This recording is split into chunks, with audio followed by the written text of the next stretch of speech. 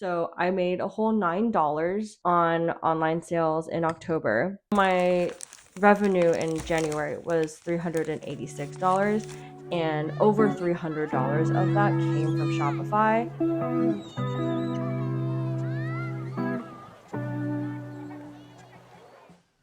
So a few weeks ago, I posted on Threads basically listing out my monthly online sales revenue and how much it grew from the beginning of 2024 to the end of 2024. And granted, I was very, very, very, very passive for the first 10 months out of the year. So that's a very big caveat. But I did get some questions about what are some things that I did to see such a big jump. I would really break that down into 3 buckets of things that I did, but I think the 2 main concepts that I was focusing on was, one, people can't buy what doesn't exist, and I'll get more into that later. And then 2 is that people can't buy things that they don't know exist.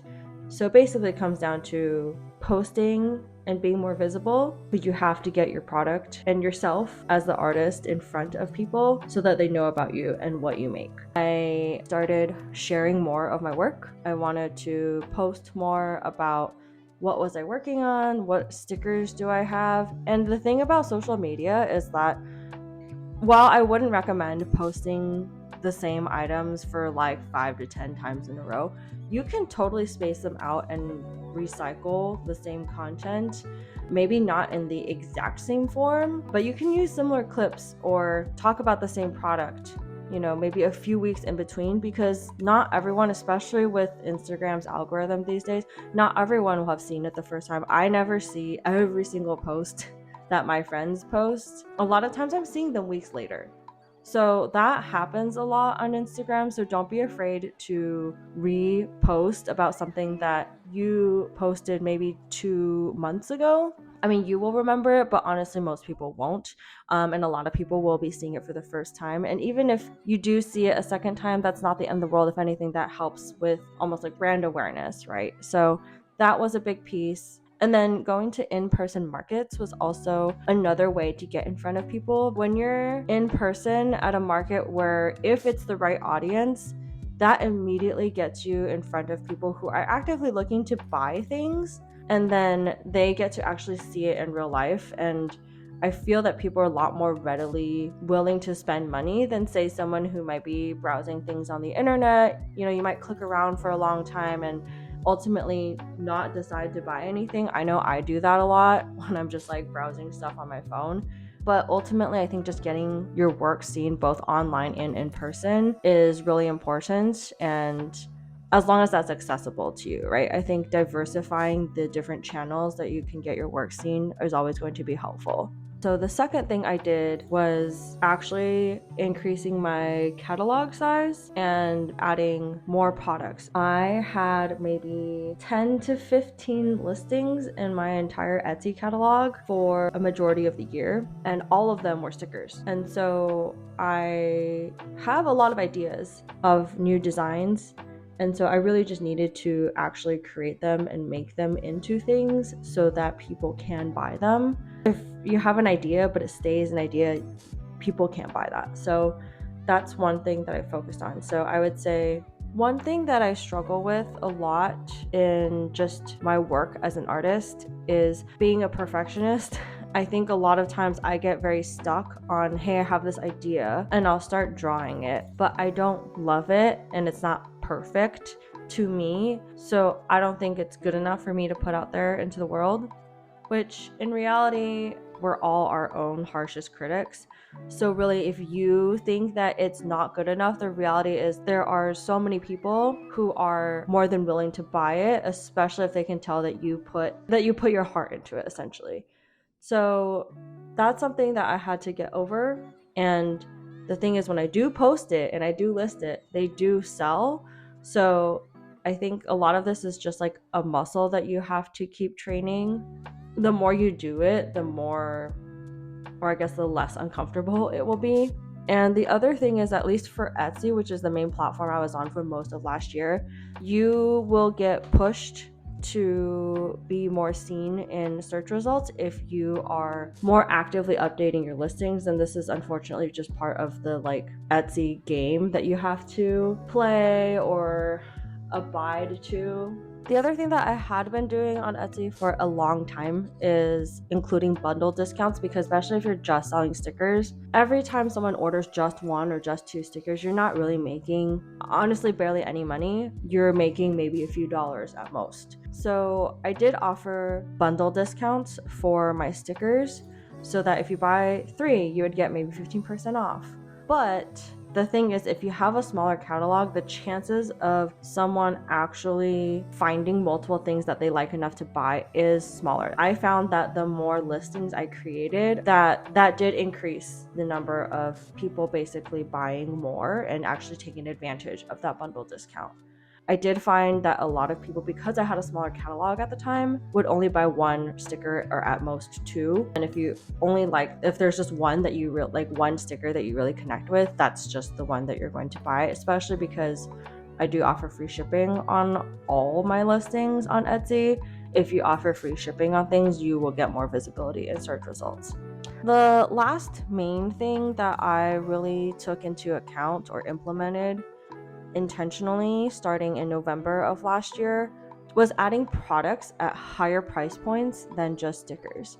So what I mean is adding things like keychains and pins, which are more in the like $10 to $15 range, instead of stickers that are like in the $4 range. That allowed people to actually, people can give you more money. So that's why I say that people can't buy things that don't exist for both points 2 and 3, because if you don't have enough of a catalog, then that's fewer opportunities for people to buy things from you. I would say it's not necessarily just including higher price things. I think if, for example, if you are making like really handmade, like labor intensive things that you should like price very high, you can create smaller versions of things that are going to be lower priced, that are more accessible, so that you can kind of capture different parts of your demographic. So if somebody loves your work but they can't afford like a $75 item, maybe create like say if it's like a print of an original, right? Try and work smarter and use existing designs or work that you've already done and maybe just put it on a different medium. And that will allow people to have different ways to support you or take your art home, essentially. And then the other point is, if you only have things that are at the lowest price point, so like stickers, which are $4 a piece, it's not wholesale, so you're not requiring people to buy a minimum order quantity or anything like that. It's really tough to count on making meaningful revenue from single sticker orders, which seems pretty common sense, but I do think that being intentional about actually adding things that are at higher price points helped a lot. So what I did was, again, you want to work smarter, not harder. So I do use data to see which designs on stickers sold the best. What are the chances that they might do well on a keychain? Because, you know, some people have sticker anxiety, so a keychain is a little bit more portable. Same thing with a pin. So those things might translate really well. I didn't immediately put all of my designs on keychains, but I did pick a few. At least I would start with a smaller sample size and experiment and see what would do well. So for example, I know that my subtle pride stickers did pretty well, so I put them on keychains and listed them, and I also brought them to market. So if I'm looking at my revenue growth from October to say January, I went from, in October, obviously I had not created anything new for over a year. So I made a whole $9 on online sales in October. In November, for just online sales, I made $82. Like that's before taking expenses like shipping or cost of goods. And then in December, I sold $97 worth of sales online. And then in January, I actually set up a Shopify and started driving traffic there. I still kept my Etsy open just to capture any like more passive sales. So I kept all my listings. I did add a couple of the new products on there as well. I wasn't very diligent about adding all of them, which I will probably do a better job of in the future. I probably still won't add everything, but there are definitely other listings that I could have made. I just didn't get around to it. So my revenue in January was $386, and over $300 of that came from Shopify, which was very encouraging to me because I think the reason I put off starting a Shopify for such a long time was questioning if I could even break even. To be honest, if you look at my past sales, it makes sense to justify the $29 per month, which at least for this month, and not to say that every month will look like this, it's not that bad of an expense. It's still less than 10% of what my sales were. And Shopify also does a thing where they will give you back 1% of your sales as credit toward future subscriptions. So that certainly helps, and I think that's encouraging for me to continue using Shopify. And I can also see that the average order value on Shopify for January, at least, was almost $24. That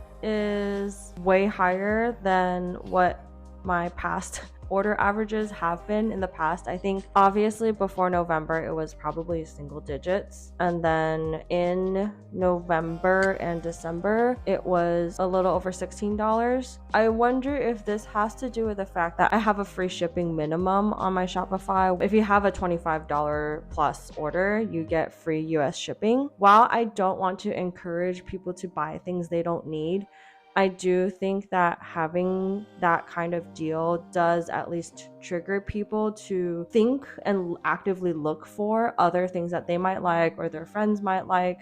I see this behavior in in-person markets as well. So, for example, at in-person markets, I will sell my stickers for $4 if you buy them individually, and $3 for $10 if you buy them in a bundle. So what often happens is that someone will come to my table, they'll see a sticker they really like, and then they'll see that it's 3 for $10, and so they'll actively look for another sticker that they like, and maybe even grab some friends, ask them if they want anything, and then they can split that. So you're not aggressively upselling people, but you are kind of prompting them to see if there's anything else that they like, and they'll actually look around and browse more. And then if there's nothing else that they want to take home, that's totally fine, but at least like you gave them the opportunity.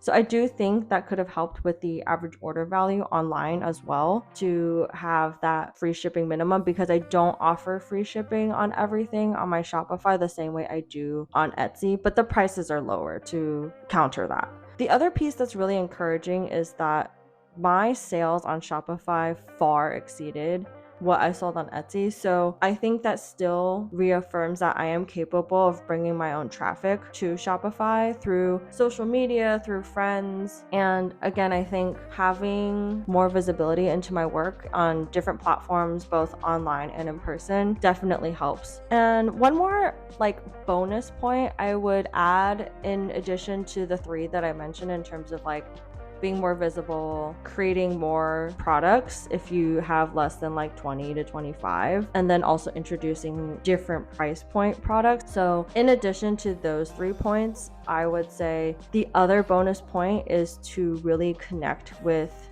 community and build relationships with other small business owners.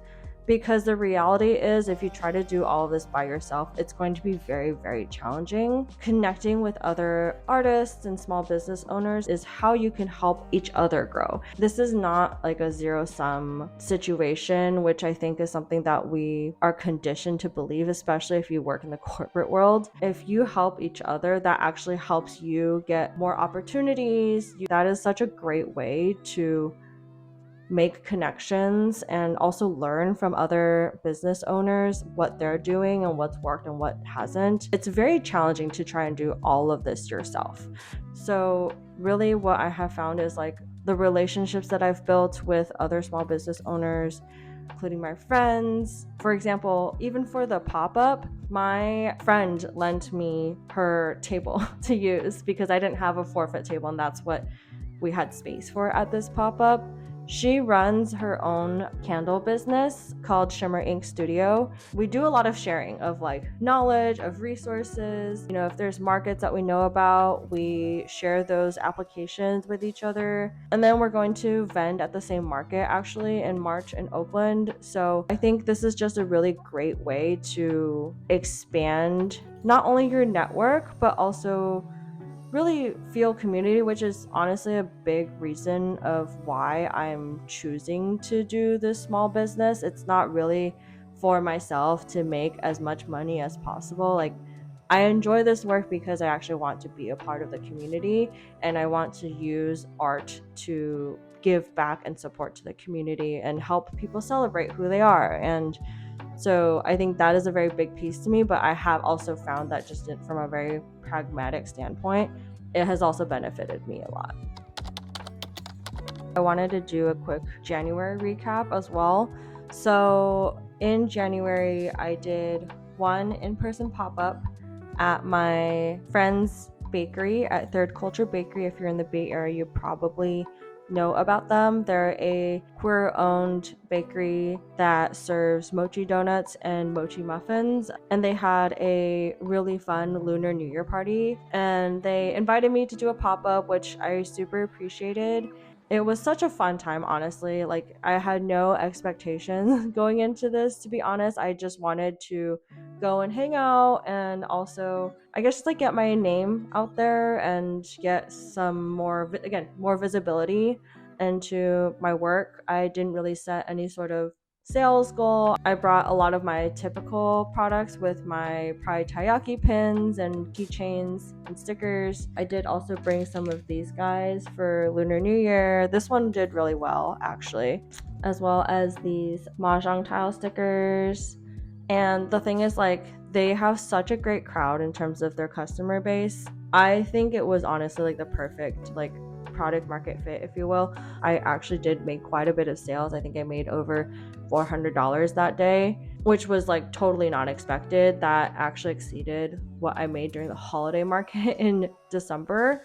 I didn't even bring tote bags, which are the highest price things that I had offered at in-person markets last year. So it was purely just like keychains and stickers. Yeah, mostly keychains, pins, and stickers, which are all under $15. A lot of people came through. It was a really, really good turnout. I think I made 34 sales at that pop-up. I was there for like from 9 a.m. to 3-ish p.m. So I think that's a pretty good ROI. And then I had 13 sales on Shopify and then 5 sales on Etsy from me honestly not doing any promotions at all on there. So that's basically 5 like passive sales that made about like 40 something dollars, which I think is another reason I want to just keep my Etsy active. I don't think I'll be doing too much on it, but maybe I will just add listings every week or two, at least 1 or 2 listings, just to keep it kind of active so that I can still show up in search results.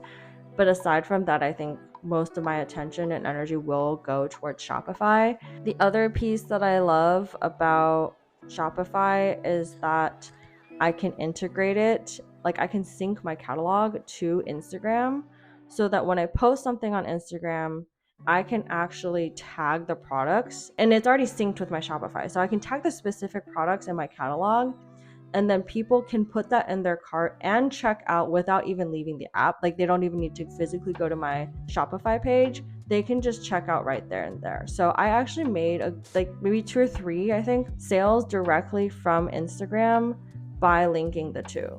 So that's something that I don't think is as easy to do on Etsy. I think you have to like manually export and import your catalog, which can be really clunky, versus Shopify. If I just post it on my Shopify, it's automatically linked. So that's, I think, another way to basically, you want to like speed up the conversion process and make it as easy as possible. So yeah, those are some of the biggest takeaways and learnings I've had over the past few months. I do think I'm still in the beginning stages of like growing my business, and I am still experimenting with a lot of things. I also have a pretty big announcement coming up soon that I will share probably in the next week or two. Yeah, I'm really excited about it. So if you want to follow along, please subscribe to my channel, or sign up for my email list. You'll automatically get a 10% discount off of my shop, but I will also share that information there as well. So I think that's all for now, but I will see you in the next one.